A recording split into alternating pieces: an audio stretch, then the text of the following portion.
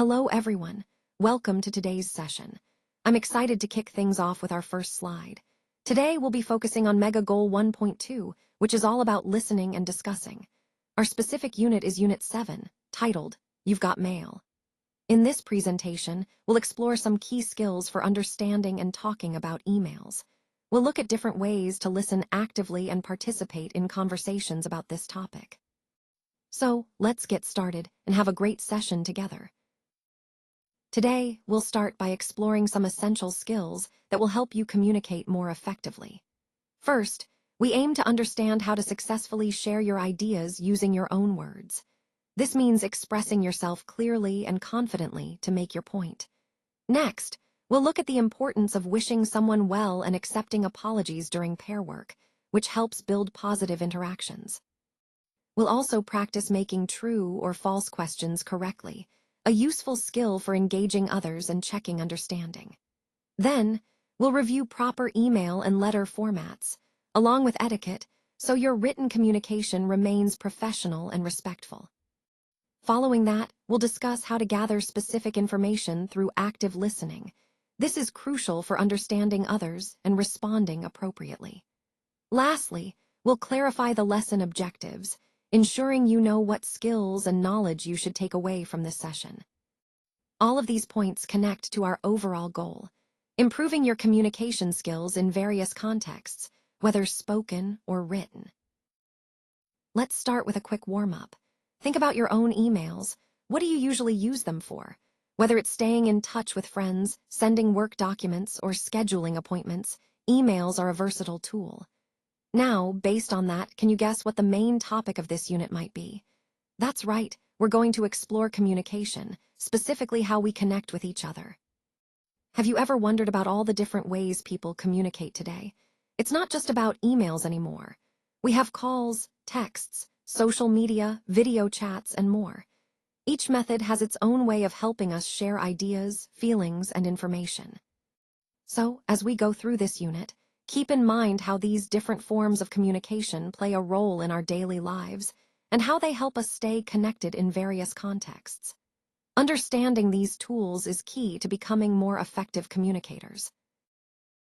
Now let's take a look at slide 4. Here, we have a simple task. Read the 4 emails and decide what the purpose of each one is. This exercise is designed to help us develop our skills in understanding different types of emails and their functions. First, we need to identify how many emails there are. The options are 4, 3, 2, or 1. Think about the emails you've read or will read. How many are there? Remember, this activity is a pair work on page 7, so I encourage you to discuss your ideas with your partner. This exercise ties into our overall theme of effective communication through email. Recognizing the purpose behind each message helps us communicate more clearly and appropriately, depending on the situation.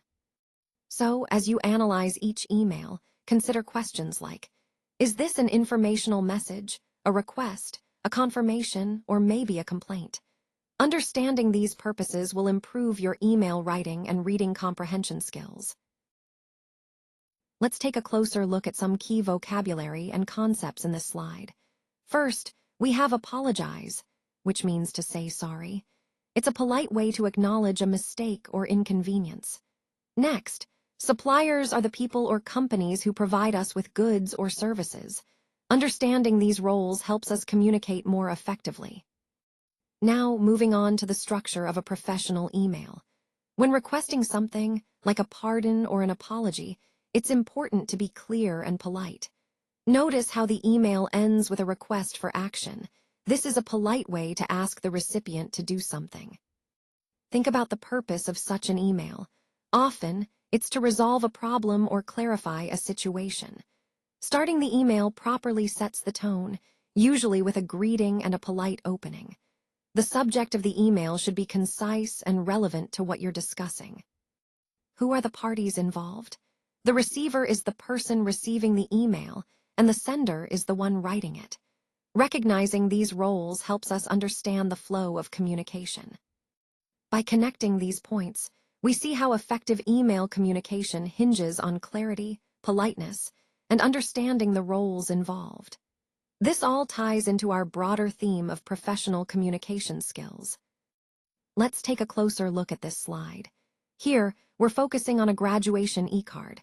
As you can see, it's all about expressing a wish, in this case, celebrating a graduation. The key question is, what's the purpose of this email? Well, it's to share good wishes and congratulations in a thoughtful and personal way. Next, we consider what kind of e-card this is. It's a digital greeting card specifically designed for a graduation celebration. These e-cards are convenient, personalized, and perfect for conveying your heartfelt messages electronically. Then we see the question, what's this? This refers to the actual e-card itself. What does it look like, and what does it include? It often features images, messages, or animations that make it special and memorable.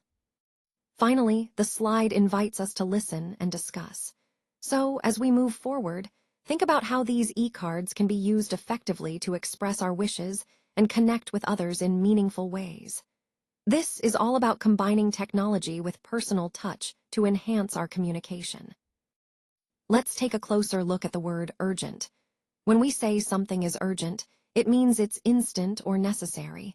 It's a call for immediate attention, often requiring quick action. Now, connecting this to emails. When we request an action via email, we want to make it clear that it's urgent. This helps the recipient understand the importance and prioritize accordingly. So, what's the purpose of this email? Typically, it's to communicate a matter that needs swift attention or resolution. And how does the sender end the email? Often, they reinforce the urgency with a closing remark like, "Looking forward to your prompt response," or "Please handle this as soon as possible." These sign-offs emphasize the need for quick action. What's the subject of the email? Usually, it highlights the urgency, something like "immediate action required" or "urgent, please review." This alerts the receiver right away about the priority level. Speaking of the receiver, who is it? It's the person or group expected to respond or act on the email. Understanding who the receiver is helps tailor the message's tone and clarity. And finally, who's the sender? That's the person initiating the communication, conveying the urgency to the recipient. All these elements, purpose, ending, subject, receiver, and sender, are interconnected. They work together to ensure the message is clear, prioritized, and prompts the necessary actions swiftly. This fits into our overall theme of effective communication, especially when urgency is involved. On this slide, we're focusing on some key vocabulary and understanding how to interpret email communication in context. First, let's look at the word soaked, which means extremely wet. Imagine being caught in a heavy rainstorm. Your clothes are soaked. This helps us understand descriptions of weather or situations where things get very wet. Next, we have inconvenience, which refers to causing a problem or disturbance. For example, if you ask someone for a favor, it might inconvenience them slightly, but it's important to recognize that it's a polite way to make a request. Then, put me up is a friendly way of asking someone to let you stay at their home temporarily. It's often used when traveling or needing a place to stay overnight. It's a casual, friendly phrase that shows trust and familiarity. Moving on to the email context, we see that requesting a favor is a common reason for writing. The question, "What's the purpose of this email?" invites us to think about why someone is reaching out, whether it's to ask for help, information, or assistance. We also consider how she ends the email. Typically, a polite closing like "thank you" or "looking forward to your reply" helps maintain a respectful tone. The way she starts the email often includes a greeting or an introduction, setting the tone for the message. Now, who's the receiver?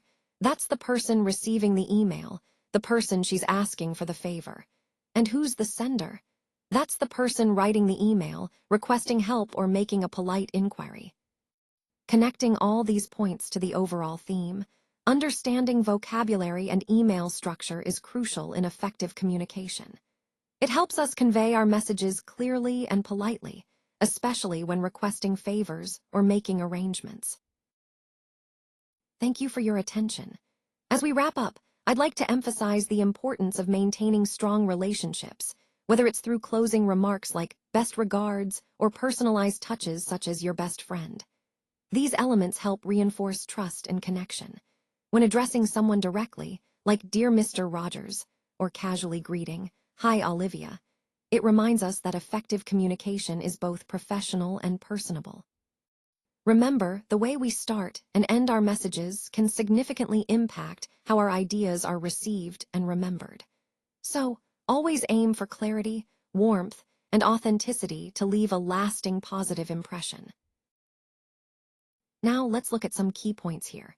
We see a series of true and false statements, which are really about understanding the core concepts we've discussed. The first two are false, indicating that assumptions or common misconceptions might be incorrect. Then, the next two are true, reinforcing what we've learned and confirming the correct understanding. Following that, we have another false, reminding us to be cautious about accepting information at face value. The next true emphasizes the importance of accuracy in our approach. And finally, we have quick chick, which is a fun way to remind us that sometimes, quick thinking and fast decision-making are essential in applying these concepts efficiently. Throughout this slide, the key takeaway is to stay vigilant, verify information, and trust the proven truths we've identified. This ties back to the overall theme of being critical thinkers and making informed decisions. All right, now let's turn to our pair work on page 101. This activity is designed to give you a chance to practice what we've discussed so far. As you work together, focus on applying the key concepts we've covered, like effective communication and teamwork. Remember, the goal here is not just to complete the task, but to really engage with the material and learn from each other. This exercise also ties into the overall theme of collaboration being essential in professional settings. So take your time, share your ideas openly, and don't hesitate to ask questions if something isn't clear. By working together, you'll reinforce your understanding and develop skills that are crucial beyond the classroom. All right, for this final slide, we're focusing on the workbook page 291. Specifically exercises B and C. This homework is designed to help you reinforce what we've covered today. The key points here are to apply the concepts we've discussed in a practical way. Take your time to carefully work through these exercises, because they're a great way to solidify your understanding. Remember, the goal is to connect the theory to real-world situations, which is essential for mastering this material. Completing this homework will also prepare you better for any future discussions or assessments. So, I encourage you to approach it thoughtfully and use it as a chance to review the main ideas we've explored together today.